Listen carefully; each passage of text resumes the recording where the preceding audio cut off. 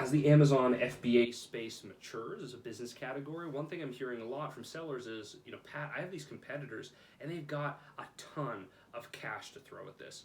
Maybe it's an aggregator. Maybe they took venture capital. Maybe their grandfather struck gold in Sacramento in 1928. Who knows? Doesn't matter. These guys have cash to throw at it. And Amazon can seem like a pay-to-play game.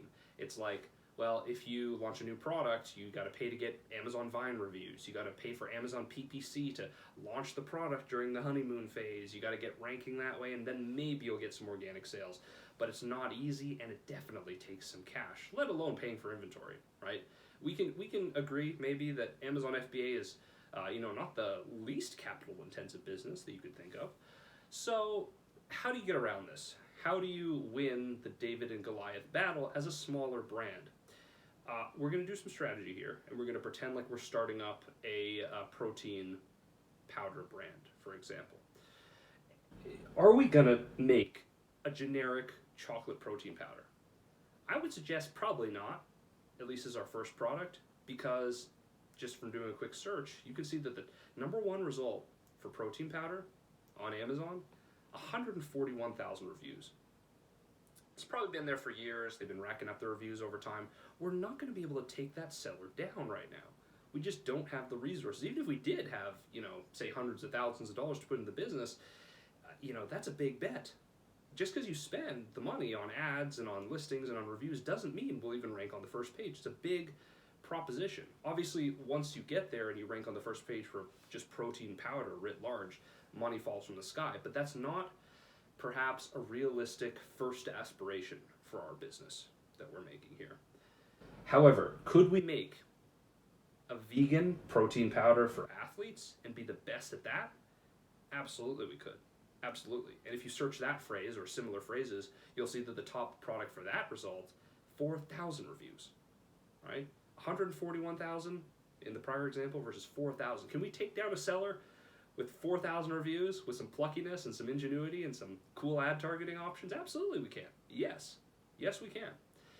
We're fishing in a smaller pool, so we're not going to have the revenue of a seller that's ranked on the first page for protein powder. But this is our point of entry, right?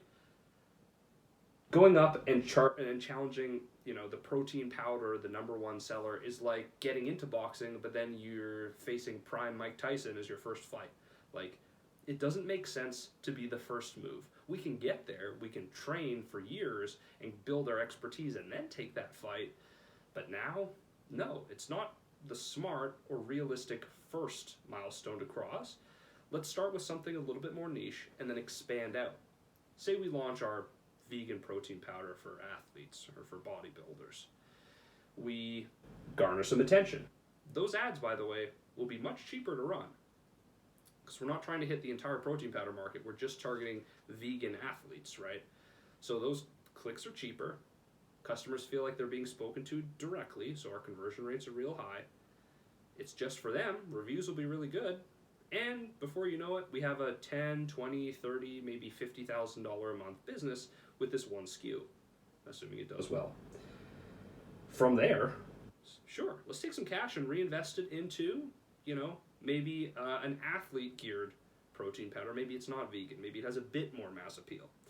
And then as the months and years go on, maybe then we take on that heavyweight champion for some of the protein powder market share. But that's not the first thing we do. We expand out in concentric circles, and the credit goes to Peter Thiel for this idea. In the book 0 to 1, he talks about expanding out in concentric circles. You need that initial sharp point of entry into a marketplace, and then you can be all things to all people, but you're not all things to all people starting on day one, right? You sort of roll that snowball, and it compounds as it goes down the hill. So that's the play there. If you have competitors with deep pockets. If you don't, if you're in a brand new, unbridled industry, if you're selling Bitcoin miners in 2016 and there's not a lot of competition yet, sure, just ride that roller coaster all the way up. Do that. But if you have an idea for a product category that is saturated, this is how to enter it with little money but still have customers love you and then roll that snowball. For more, I wrote a free 40-page book. I will drop it in the comments. It is totally free to download, and it's got my years of Amazon FBA experience in it. And my team and I spend about $13 million a year on Amazon ads. It's literally all we do. So we spent that money on your behalf to give you these learnings, all for free. I'll see you in the next one.